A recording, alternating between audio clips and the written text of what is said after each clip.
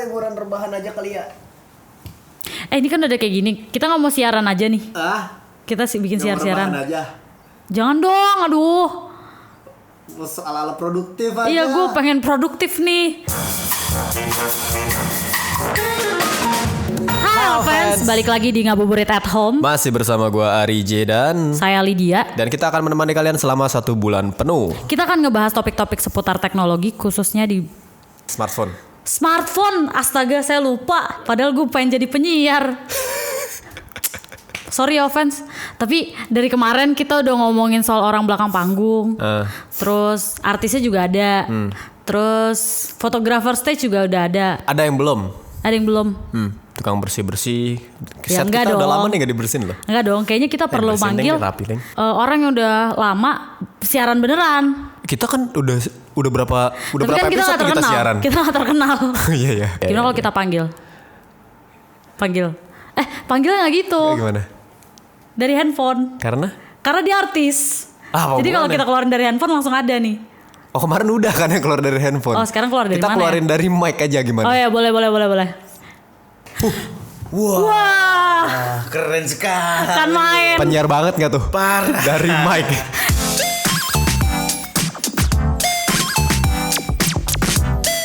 Apa kabar guys? Baik. Kita mau ngapain sini? Kita Biasa. mau wawancara Anda. Oke. Enggak dong, kita mau ngobrol-ngobrol. Tiap hari tuh kita selalu ngobrol bersama teman baru. Oke. Dengan wawasan baru. Oke. Jadi lu kesini harus bawa ilmu ya. Oke. Sampai kosong, usir. Oh iya. Kalau sampai kosong, usir. Enggak bawa uang. Tapi Enggak apa-apa, gue cabut aja. jangan dong. Dibayar ini enggak apa-apa lah. Jangan dong. Oke. Tapi gini kasur. Manggilnya apa nih? Iya, gua manggilnya Kasur juga boleh. Nama lu kan Surya Insomnia. Surya Insomnia. Anda kesulitan tidur apa gimana, Kak? Enggak, itu kan KTP ya, nama KTP. Bukan dong. Orang tua macam apa nggak sih nama? Anak kayak Surya Insomnia. Namanya Maman susah tidur gitu. Bagus ya nama Insomnia. Enggak ada dong. Gak ada. Jadi ceritanya itu related sama program gue dulu di MTV. Jadi dulu gue tuh pertama kali gue nge-host acara TV tuh MTV Insomnia dulu namanya. Nggak relate sama kita, beda umur. Iya sih beda umur ya. Waktu itu gue syuting kalian masih cairan kalau nggak salah. Apa namanya? Jadi Surya mana nih? Surya yang kan VJ Surya nggak enak. Kesannya kayak Daniel gitu, kesannya kayak Cathy Sharon. Iya, nama-namanya ya. Iya VJ siapa gitu. Jadi gue pakai belakangnya. Gue sama Adit. Surya Insomnia sama Adit Insomnia. Gitu. Oh iya, dua-duanya namanya Indonesia banget ya. Yoi. Adit. Nah, gue sama Ari kan kayak lo lihat sendiri kita lagi coba bikin podcast nih. Ya, video Tapi podcast. gimana ya? Kayaknya kita tuh selalu ngelihat lu juga di chart podcast kalau nggak salah nomor 1 kan? Nomor 1. Sekarang nomor 2. Gara-gara Desta. Jangan dengerin Desta nggak seru. Oh iya jangan. Nah terus kita tuh juga tahu akhirnya kita ngulik siapa sih nih Surya Insomnia gitu. Ternyata lo juga seorang penyiar radio. Boleh diceritain gak sih Kak awal-awalnya itu? Kayak mungkin lo belum tahu, gue dan Lydia termasuk orang yang baru tahu lo. Oke. Dan ternyata seru gitu loh. Iya. Tahu-tahu ntar tiba-tiba ada di mana-mana. Gue siaran itu mulai 2007. Itu gara-gara gue dulu sempet kerja di sebuah label Solja musik. Oh iya, musisi. Gue kerja di labelnya, terus gitarisnya Solja itu salah satu produser di Mustang FM dulu. Oh Mustang. Terus gue bikin event organizer-nya. Terus gue nge-MC sendiri, gantungin lampu sendiri, bikin rundown sendiri. Gue nge-MC sama Adit berdua waktu itu. Terus lo berdua take voice deh di radio gue untuk bikin show sore atau malam gitu waktu itu kalau nggak salah. Akhirnya gue berdua sama Adit dan masuklah gue ke Mustang tahun 2007-2008 kalau nggak salah. 2007-2008 itu gue masuk ke Mustang. Mulai siaran dari situ dipisah dulu, sampai akhirnya disatuin sama Adit, dapat siaran pagi berbarengan sama si MTV Insomnia ini. Jadi gue syuting MTV Insomnia itu jam 12 sampai jam 5, jam 6 gue siaran sampai jam 10 pagi. Gitu. For like 2-3 tahunan gue kayak gitu. Jadi hidup gue benar-benar kebalik sampai sekarang. Terus gue 5 tahun 10 tahun kalau nggak salah. Pindah ke Trax FM 4 tahun dan akhirnya sekarang pindah ke Hard Rock FM sama Gofar Hilman. Yeah. Oh iya. Itu jam tidur dulu tetap kebalik tuh. Kebalik waktu itu. Sekarang sih. Sekarang udah enggak. Sekarang udah enggak. Udah harus ganti nama berarti.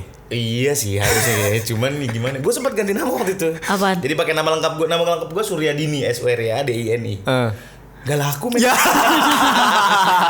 Branding tuh susah ya. Yoi, asli. Ya udahlah pakai balik lagi deh pakai. Surya bangun pagi harusnya. Yoi. Gak asik sih.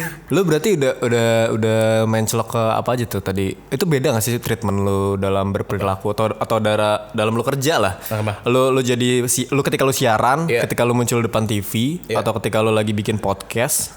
Gue sih selalu berusaha untuk jujur. Gue kebiasaan kerja tuh pakai hati dari dulu.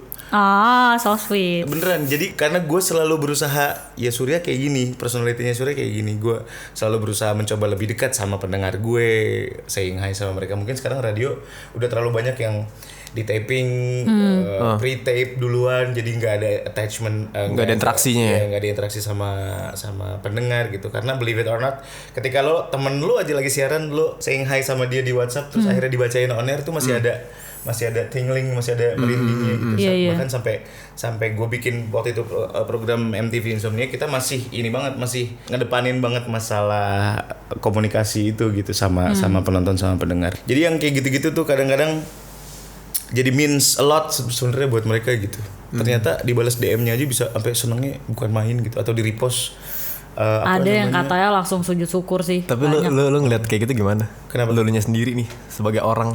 Lihat lu misalnya kayak tadi balesin DM atau misalnya kayak tadi ada yang dibacain, orang sampai segitunya. Lu ngeliatnya gimana? Gue sih nggak pernah gimana ya? Gue nggak pernah menyangka gue akan sampai di titik ini atau bahkan lebih, insya Allah ya. Ketika gue bisa nyenengin orang cuma dengan jempol gue, itu seneng banget sih gitu. Kan ada orang yang pengen nyenengin orang tuh harus berusaha keras. Itu dia. Kayak misalnya kita nge-MC di PRJ gitu. Capek banget kan orang lewat, kita nge-MC aja orang lucu. Iya gitu. Kalaupun lucu nggak ada yang nonton juga. Iya, sedih. Kan itu berusaha keras untuk membahagiakan orang. Ketika gue punya fasilitas untuk bisa ngebahagiain orang hanya dengan kayak gitu, seneng banget sih sebenarnya. Cuman sayangnya nggak bisa semuanya di treatment kayak gitu.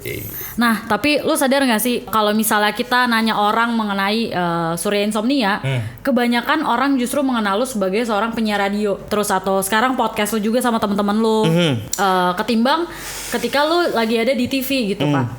Oke, karena itu buat gue itu awal karir gue sih, dan gue tuh emang selalu pengen jadi penyiar dari dulu. Siaran itu buat gue kayak udah part of my life gitu, kayak ya gue penyiar, ini udah bagian dari hidup gue. Bukan berarti syuting nggak penting ya, cuman dari dulu gue selalu dikasih mindset bahwa siaran itu nasinya. Kalau lo syuting, lo iklan segala macam itu lauknya gitu. Alhamdulillah kalau lo punya nasi dan lauknya berlebihan daripada lo punya berlebih lauk tapi nggak punya nasi. Jadi main thing di kepala gue adalah gue ini penyiar sebenarnya gitu, dan nggak banyak orang yang bisa jadi penyiar gitu. Nasi sama lauk mahalan mana? Mahal mana? Mahalan lauknya dong. Oh iya benar juga sih. Itu maksudnya bukan sih? Bukan gitu. Jangan gitu. Tapi emang iya sih. Dapat. Gue pengen tahu nih. Gue sama Lydia kan baru mulai. Sebenarnya apapun lah, mau siaran, mau lu bikin video ngobrol kayak gini, mau lu bikin podcast, itu kan yang diutamakan tuh obrolannya, cara lu ngebawain suasana gitu. Nah yang menarik dari lu tuh, lu dimanapun banyolan lu tuh nggak hilang. Sedangkan lu ya nggak bisa dibilang muda. Ya itu dia. Terima kasih. Kenapa jokes lu masih bisa relate? Nah itu sih yang gue sama anak muda. Iya, lu masih nongkrong sama bocah-bocah? Enggak juga sih sebenarnya. Sebenarnya gini, jadi penyiar itu harus punya knowledge yang luas.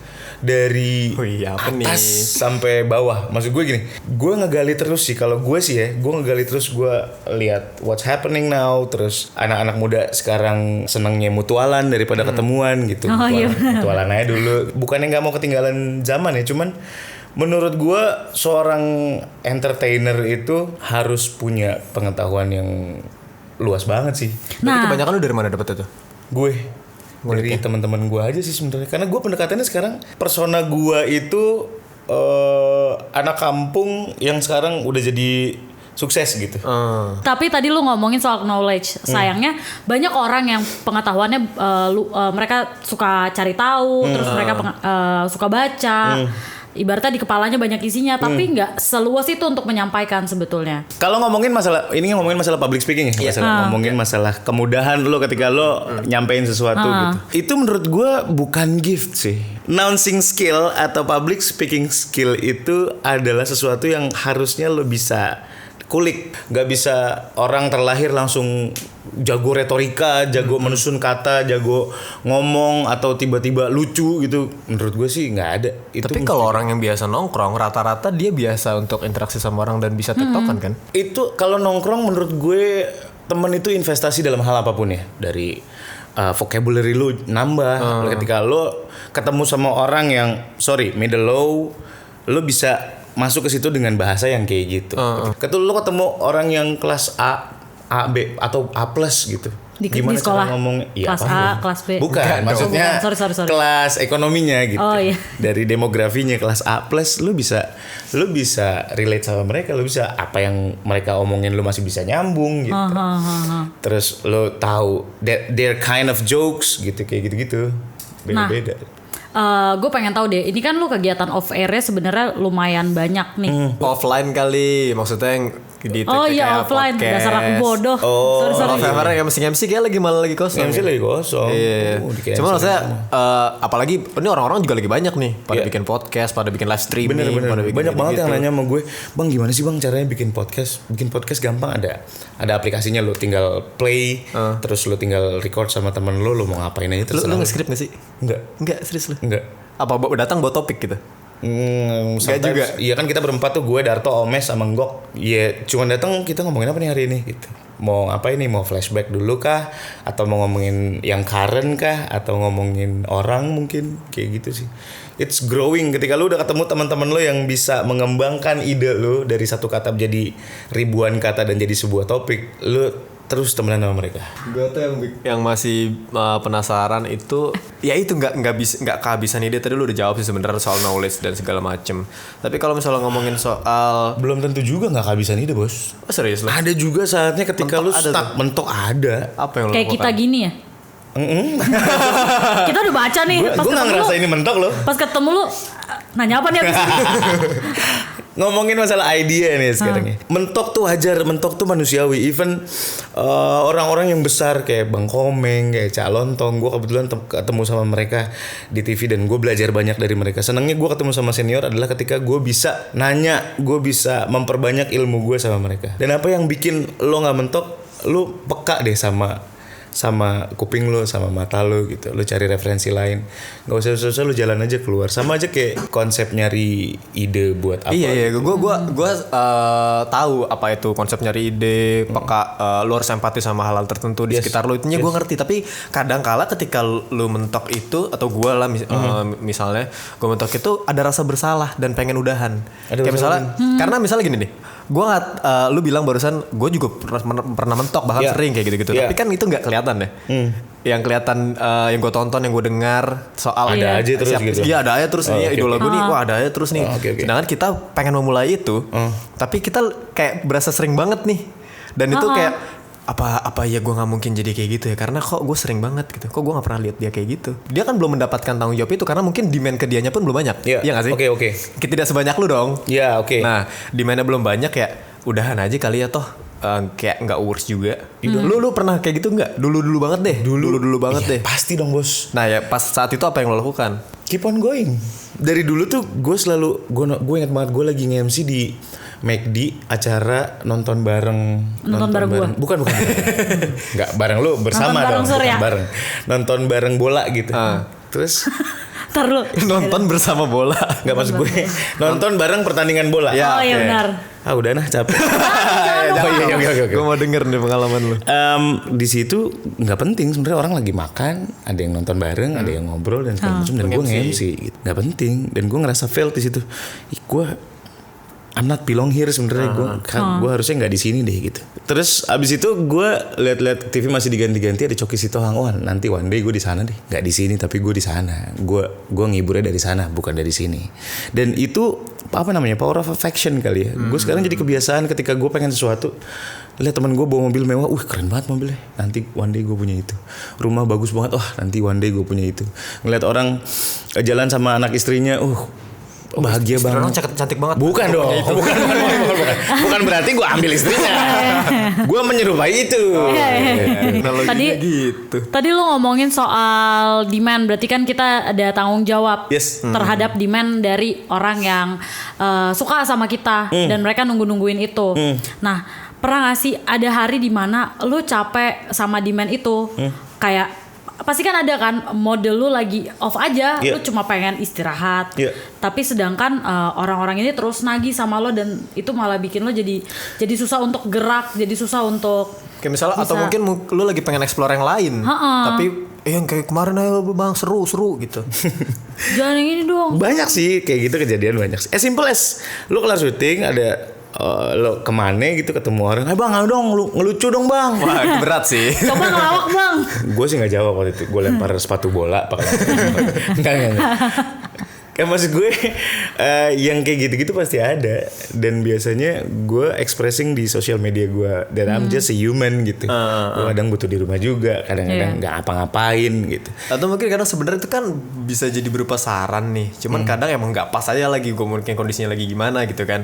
Nah kapan gue harus mendengarkan orang-orang, kapan gue harus tutup kuping, gue mau lakuin apa yang gue lakuin. Kapan lu harus dengerin orang ketika ada ilmunya, ketika ada something yang bisa lu dapet, lu dengerin. Ketika ada cuman isinya kritikan netizen, bang kok lu nggak lucu di sini, bang kok lu ngambil acara ini, bang kok lu jadi gini di sini, gue nggak dengerin sih. Mungkin mereka merasa mengenal gue, mungkin mereka itu juga itu negatifnya dari ketika I'm not saying itu negatif ya, itu kekurangannya dari lu terlalu deket sama followers. Bukan lu. Kekurangan sih, kesulitannya mungkin ya. Lu nggak bisa handle apa yang dia akan ucapkan katakan. Iya karena dia ngomong sama gue berasa teman aja. Iya karena dia terbiasa mendengar lu kalau di radio atau di mana asik orangnya kayak friendly banget. Iya. Ketika dia ketemu dia berharap bahwa mood lu harus selalu oke. Iya. Ya keseringan sih kayak gitu. Dan ya itu balik tadi, itu adalah tanggung jawab sosial gue mungkin ya. Yaitu ketika gue nggak mau diganggu, gue biasanya gue punya escaping thing gitu, kayak gue motoran sama teman-teman gue. Kan gue kalau lagi motoran udah nggak bisa diapa-apain tuh, ngangkat telepon nggak bisa, negor orang mungkin nggak bisa karena gue fokus sama motor gue gitu. Ya harus punya escaping sih semua orang, apalagi laki-laki harus punya escaping gitu. Mau kenapa tuh spesifik? Karena laki-laki tuh mikirin bukan hanya hari ini, mikirin 5 tahun ke depan dan banyak banget pikiran. Oh termasuk orang yang planning? Berarti lu dari dulu gue termasuk orang yang overthinking. Gue abis ini mau ngapain, gue abis ini mau ngapain gitu. Bukan, kalau gue sih bukan mau ngapain, karena gue biasa kerja buat orang. Gue bukan orang yang menikmati. I'm not saying gue gak menikmati. Gue menikmati dengan cara gue yang berbeda. Iya, memberikan ini ke orang lain. Kayak dulu gue buat nyokap bokap gue ketika gue udah kawin, gue mempersiapkan sesuatu buat bini gue, buat anak gue sampai gue tua nanti. Ya gue mau bikin mereka senang aja, memberikan mereka bahagia aja. Dan mudah-mudahan itu bisa membahagiakan gue gitu. Dengan ngeliat gue, oh udah seneng nih anak-anak, udah bisa berenang di luar rumah kayak bule-bule pakai bak gitu doang, seneng gue. Kalau iya benar juga sih. Ya itu sih. Jadi gue sih merasa gampang jadi bahagia itu lebih membahagiakan sih sebenarnya. Lu ngeliat orang lain seneng gara-gara lu jadi bangga ya kayak gokil nih gue emang. Wih, Jumawa. Iya anaknya Jumawa. Lucu lagi. Lu kan anaknya sibuk banget nih, kemana-mana, mondar-mandir sana sini, acara banyak gitu. Amin. Dan tapi lu masih punya konten sendiri gitu. Nggak semuanya disyutingin sama orang. Nah lu masih sempet untuk mikir kayak gitu tuh gimana caranya? Selain karena duit. Gila. Iya sosmed lu juga bisa diduitin. Beda sama sosmed gue. Iya. Kalau ngomongin konten di Instagram ya gitu. Tadi gue jelasin sebelumnya bahwa gue harus express myself that I'm still human.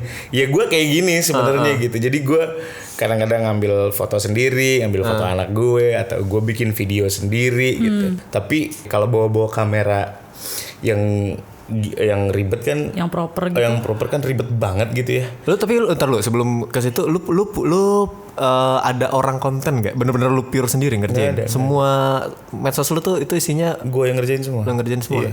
Karena gue nggak ikhlas aja gue bayar orang lain. Waduh. Kapitalis. Iya. Makanya gue cuman pakai handphone doang. Gue pakai Oppo Reno 3 ini karena kameranya udah bagus. Jadi dia ada night mode, terus dia bisa 20 kali zoom. Kalau gue kepo sama pori-pori anak lu bisa zoom sampai 20 kali ya kan? Nggak pori-pori bos. Nggak pori-pori bos. Siapa tahu lu peduli. Kalau 20 kali udah kayak aliran darah udah kelihatan bos. Jadi gue nggak perlu bawa kamera lagi kan ribet ya kalau gue bawa kamera. Dan lagi sekarang tuh kalau misalnya ngomongin konten medsos ya, apa ya, timing tuh everything. Time is everything. Kalau misalnya lu kelewatan dikit aja ngomongin momen atau ngomongin misalnya hype, gue kepikiran ide ini nih, kayak kita pengen bikin ada challenge atau apa gitu, gue pengen ikutan, lu nyiapin lighting kamera itu dulu lama kan, udah lewat udah nggak seru lagi gitu. Makanya momennya keburu lewat. Kayak gue kemarin kalau lihat di Instagram gue bikin pass the brush challenge. Tahu gue. Ya itu dadakan, itu buru-buru, itu pakai handphone gue, pakai handphone gue aja deh yang kameranya bagusan. Jadi Darto yang ngeditin waktu itu. Jadi gue kirim materinya, mumpung kita lagi take podcast, langsung di tag, langsung di ini. Takutnya keduluan orang jadi nggak lucu ntar. Iya benar. Iya gitu. Gue sering dengerin podcast lu kan, yang edit podcast teman lu. Barusan lu bilang yang edit foto teman lu bisa ngedit nggak sih? Nggak bisa, nggak bisa sumpah. Lu ngandelin teman. Pantesan lu tadi bilang teman tuh investasi. Iya betul. Lu emang temen adalah investasi. Investasi sih, lu emang suka. Gue pernah sampai berantem sama bini gue gara-gara dia dapat KOL-an gitu ya. Harus divideoin. Terus gue yang videoin. Terus udah ada bentahannya, terus ngeditnya bingung sendiri. Kayak bisa nggak sih ini orang cuma ngedit doang, ya udah ngedit aja sendiri. Ya kamu lah yang ngedit. Ya gue nggak bisa ngedit. Akhirnya gue editin, gue lempar ke klien, revisi. Udah bodo amat, gue bayar orang. Capek. Tapi gue percaya Pak, kalau dia nih anak konten. Kenapa? Ini bisa masuk challenge-nya. Gitu. Kita mau kasih lo challenge. Wah gila, sangat menantang. Nah challenge-nya ini itu based sama berdasarkan apa yang dulu sering dia posting. Jadi dia suka nge-translatein kalimat bahasa Inggris ke kalimat bahasa Indonesia. Sebagai contohnya bahasa Bekasi, bahasa Tongkolan. Iya, bahasa Bekasi. Ya, jadi kita bakal kasih 5 bahasa Inggris yang harus lo translate ke dalam bahasa Bekasi ya. Astagfirullahaladzim. Ya oke. Pening juga dari sini. Yang pertama, I go to school. I go to school in Bekasi. Waktu saya pagi-pagi terbangun dari tidur saya, dibangunin pakai rotan sama mak saya, disuruh pergi ke kola. Udah males banget gitu. Gitu. Yeah. Paham gua. Listen to me. Kalau orangnya dibilanginnya buka kupingnya lebar-lebar, jangan teka banget jadi bocah, dengerin ngapa gua robek kuping lu ntar lama-lama. Di Bekasi gitu ngomongnya Pak. Itu tadi barusan cuma 3 kata loh. Iya emang gitu. Emang begitu. Saya tes ya. Ayo coba. No. Kalau dikata kagak ya enggak, jangan maksa-maksa aja lu mah, kan gua manusia juga bukan robot. Cakep. Lagi. I told you. Apa? Ya gue bilang kan. Itu doang, I told you doang. Oke. Kan gue udah bilangin sedari tadi, elunya jangan begitu, masih begitu B. Kalau masih lo begitu B, mantog sono lo yang jauh, jangan temenan lagi sama gua. Nice. Udah nih. Udah. Ya, oke. Capek ketawanya. Challenge accepted ya, keren. Terbukti lah, cepet loh. Barusan cepet banget loh. Itu yang gue bilang tadi. Itu gue cuman nge-recall apa yang gue denger, apa yang gue lihat waktu gue kecil. Ya kayak gitu. Lu orang Bekasi? Gue orang Bekasi. Gue lahir di rumah men. Pantes dia Lu lahir berdua di rumah sakit kan? Iya. Atau di bidan lah. Iya, bidan. Gue di rumah John. Di rumah emak gue hamil, terus mau ngelahirin, dipanggil dukun beranak. Lahir gue di rumah. Udel gue kayaknya dipotong pakai cutter. Dukun beranak gimana sih? Dukun beranak adalah seseorang yang bisa membantu proses kelahiran. Kayak bidan gitu. Bidan tapi certified educational. Oh kayak tabib gitu. Kayak tabib dukun beranak. Nah, ini hasilnya gedenya. Kalau Anda mau punya anak yang gedenya lucu. Wah bener juga. Gak ngaruh ya. Gak ngaruh bos. Gue juga termasuk orang yang tinggal dan besar di kampung sih. Oke. Bukan kampung jauh ya, maksudnya di perkampungan. Dan di situ kayak masa kecilnya dihabisin yang kayak main ke empang. Iya. Jadinya emang makanya mungkin itu yang bisa bikin gue juga mendengar kata-kata yang sering lu ucapkan di podcast. Iya sih. Ya itu. Dan menurut gue itu lebih ke psikologis sih. Balik lagi ke personal orang masing-masing ya. Cuman gue pesen sama lo berdua, kalau nanti insya Allah lo punya rezeki yang bagus, karir yang bagus, sudah mulai terkenal, itu yang akan bisa ngerem lo untuk nggak jadi jadi artis nih gue gitu. Gue gak pernah menempatkan diri gue kayak gitu sih. Ya gue pengen gitu lagi. Aduh artis nih gue. Paksakan naik. Karena gue biasanya di lokasi pun ngobrol sama pemain gitu, sama artis-artis. Terus gue nongkrongnya sama orang genset, sama orang lighting yang kayak gitu-gitu. Karena gue merasa lebih nyaman di situ daripada di ruangan artis. Gue boleh kayak gini gak? Misalnya kayak gue tetap nih low profile di depan orang, tapi nanti kalau di belakang panggung gue kayak yes, gue artis. Wih, boleh. Karena itu pencapaian lo, men. Iya, pencapaian. Lu pernah kayak gitu gak? Maksud gue kayak lu ada rasa hari, bangga lah. Iya, ada rasa bangga ya kayak gitu. Bisa gue. Bisa. Pernah. Gue itu punya acara di Antv sama Ferry kalau nggak salah. Ferry Ardiansyah. Di Antv-nya bikin billboard gitu di Gatot Subroto. Ada muka gue. Cita-cita gue itu loh. Gue pengen ngeprint muka gue yang kayak di KTP, tapi pakai ukuran billboard. Ya boleh kan? kalau ada duitnya mah. Nah itu dia. Lu sewa billboard aja. Iya, sewa billboard aja. 50 juta paling. Boleh sih. Buat itu juga buat setengah jam ya. Jadi dipasang, kelihatan orang, difoto udah turun lagi. Gak apa-apa. Yang penting udah cita-cita gue. Pendek ya cita-cita. By the way, udah mau buka, kita buka dulu kali ya? Iya. Buka apa? Buka puasa. Buka puasa. Iya, udah seret banget nih. Buka puasa dulu. Habis buka puasa, baru kita lanjutin lagi. Ngobrol-ngobrol lagi ya. Jawab pertanyaan dari offense. Selamat. Kemarin udah dilempar Q&A-nya ya? Udah kan kemarin kita bajak handphonenya dia. Iya. Oh iya. Emang iya ya? Tuh kan dia aja gak tahu. Namanya juga bajak. Oke deh, kita akan ketemu lagi di episode selanjutnya. Masih bersama gue RJ. Dan gue Lydia. Surya Insomnia. Mantap. Bye-bye. Hai fans, kita mau ingetin lagi kalau Oppo punya program sejernih depan mata, di mana setiap pembelian satu smartphone Oppo sama dengan kalian berbagi satu berkah Ramadan untuk teman yang membutuhkan. Betul sekali, dan kalian bisa beli smartphone Oppo dari rumah karena sekarang ada program Better at Home, di mana kalian tinggal WhatsApp, nanti dikirimin HP smartphone Oppo-nya ke rumah dan gratis ongkir. Iya, gratis ongkir. Gratis ongkir. Jangan lupa ya, untuk info lebih lanjut cek deskripsi di bawah. Dadah.